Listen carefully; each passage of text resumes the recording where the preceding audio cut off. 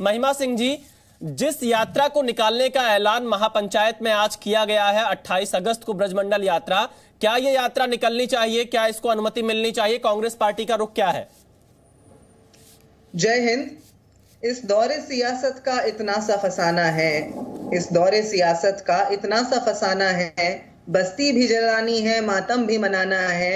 ये वो पार्टी है भाजपा जो मोहर लगाती है ऐसे दंगों पे और ऐसी गतिविधियों पे, सांप्रदायिक गतिविधियों पे, जैसी हम देख रहे हैं मणिपुर के अंदर, और अब एक ऐसे प्रदेश के अंदर हरियाणा, जो हमारा प्रदेश है, जहां हमने इसके पूरे इतिहास में कभी सांप्रदायिक हिंसा नहीं देखी थी विशाल जी। और इससे पहले कि अपनी बात बिंदुवार रखूं, एक छोटी सी बात कह देना चाहती हूं। अभी गत दो तीन दिवसों में ही मंगलुरु के अंदर एसडीपीआई के सहयोग से भाजपा ग्राम पंचायत चुनाव जीती है। भाजपा के सहयोग से एसडीपीआई वहां ग्राम पंचायत जीती है। पीएफआई के खिलाफ बोलने वाले अंदर से क्या कार्रवाई करते हैं वो जान लीजिए। अब बात आ जाती है दंगों की। आपने पूछा कि क्या ये यात्रा निकाली जानी चाहिए। देखिए, आज की महापंचायत ने एक बात का प्रमाण तो पूरे प्रदेश को और देश को दे दिया है कि ये सरकार फेल हो चुकी है। ये जो डबल डिजास्टर भाजपा सरकार है पूरे तरीके से फेल है, क्योंकि महापंचायत में इनके नेताओं ने क्या कहा है, जो दक्षिणपंथी समूह हैं जिनका चेहरा है इन दंगों के सामने, उन्होंने आज कहा कि शांति बहाल करने के लिए हमें ये कदम उठाने पड़ रहे हैं। इसका मतलब शांति बहाल करने का काम जो सरकार का होना चाहिए, जो केंद्र में भी भाजपा की है और राज्य में भी, यानी वो फेल हो चुके हैं शांति बहाल करने में। इसलिए दक्षिणपंथी समूहों को ये कार्य अपने हाथ में लेना पड़ रहा है। अब दूसरी बात ये आप इस यात्रा को निकालने के आपका पक्ष क्या है? आप इसके पक्ष में है या विरोध में है? देखिए, आपने भाजपा के प्रवक्ता को बिल्कुल हस्तक्षेप नहीं किया विशाल जी। मैं आपको लगातार बोलने का मौका दे रहा हूं महिमा जी, मैं लगातार आपको बोलने का मौका दे रहा हूं। मैं तो आपसे प्रश्न पूछ रहा हूं, क्या जो यात्रा निकालने का ऐलान किया गया है उसके पक्ष में कांग्रेस है या नहीं? आपके सवाल का जवाब है, मेरा एक शब्द आपके सवाल का सटीक जवाब है, उसे सुन लीजिए।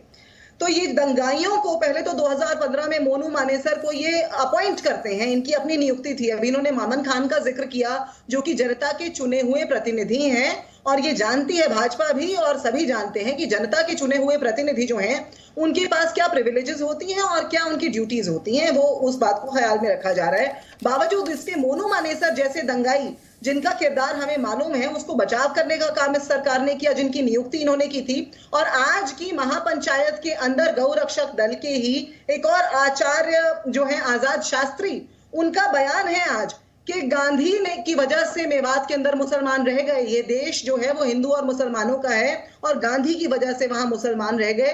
गांधी के हत्यारों से ऐसी ही भाषा की आशा की जा सकती है, और कोई आशा भी नहीं की जा सकती। और उन्होंने क्या कहा? उन्होंने कहा हमें कम से कम 100 राइफल्स का लाइसेंस चाहिए, क्योंकि लॉन्ग डिस्टेंस शूटिंग उसी से हो सकती है। तो ये महापंचायत वहां जो करने का प्रयास कर रही है, इसका मुझे लगता है उत्तर हर दर्शक के जहन में ये बातें सुनकर आ गया होगा। आपने जो बयान सुनवाए अपनी रिपोर्ट में, चुनिंदा बयान थे। मुझे खुशी होती अगर आप ये सब बयान भी सुनवा देते जो मैं बता रही हूं, जो वहां आचार्य आजाद शास्त्री के हवाले से दिए गए। ऐसा ही राजस्थान के अंदर आपको याद होगा, इनके एक पूर्व विधायक थे ज्ञानदेव आहूजा, उन्होंने ये कहा था कि मेरे ऊपर भी 5 एफआईआर है, तुम भी एफआईआर करवाओ, लिंचिंग करो, आगे हम बचा लेंगे। महिमा जी, मैं शामून कासमी के पास चलता हूँ। अंतिम में मैं आपसे यही फिलहाल ये जानना चाह रहा हूँ, इस यात्रा को अनुमति मिलनी चाहिए या नहीं? आपकी राय क्या है? फिर मैं चलता हूँ शामून कासमी के पास। अभी बताए सारे, इन्होंने, इन दक्षिणपंथी समूहों ने बिना अनुमति के गुरुग्राम के अंदर तो एक पंचायत पहले ही कर चुके हैं, और आगे इनको अनुमति बिल्कुल इसलिए नहीं मिलनी चाहिए क्योंकि इन यात्राओं आपके मुताबिक अनुमति नहीं मिलनी चाहिए। शामून कासमी साहब, जो महापंचायत आज की गई है, इस यात्रा को लेकर क्या कहेंगे? आपका रुख क्या है इस पूरे नए ऐलान पर? नहीं, देखिए, हमारा मुल्क जो है वो अनेकता में एकता और कसरत में वहदत की तहजीब का मुल्क है। हमारी संस्कृति हम एक दूसरे के पूरक हैं। हम हिंदू और मुसलमान नहीं, हम एक ईश्वर की संतान, एक परिवार हैं हम। वसुधैव कुटुंबकम हमारी संस्कृति है। मैं समझता हूं कि अगर हमारे हिंदू भाई अपनी यात्रा को पूरा करना चाहते हैं तो नूह के मुसलमानों को, मेवात के मुसलमानों को उनका स्वागत करना चाहिए और उनकी पूरी तरह से उनके स्वागत में खड़े होकर के अपने भाइयों के लिए उनकी यात्रा को पूर्ण कराना चाहिए। और इसमें कोई संदेह नहीं होना चाहिए कि हमारे नफ़े और नुकसान एक हैं। मैं समझता हूं कि असामाजिक लोग चाहे वो किसी भी वर्ग के हों, उनके ऊपर नजर रखी जाए।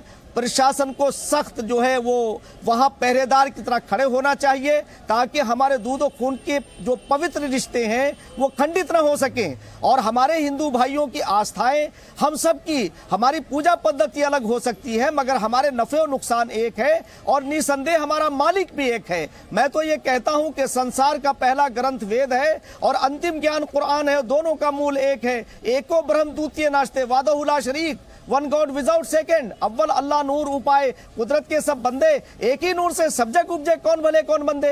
तो इसलिए मैं आज ये कहना चाहता हूं कि जो भी असामाजिक तत्व हैं, चाहे वो हिंदू में हो चाहे मुसलमानों में हो, उन सब पर प्रशासन को नजर रखनी चाहिए और भाईचारे के साथ अपनी यात्रा को, हमारे हिंदू भाइयों की यात्रा को संपन्न कराना चाहिए। और ये सरकार की जिम्मेदारी भी है कि वो अपनी जिम्मेदारियों को निभाए।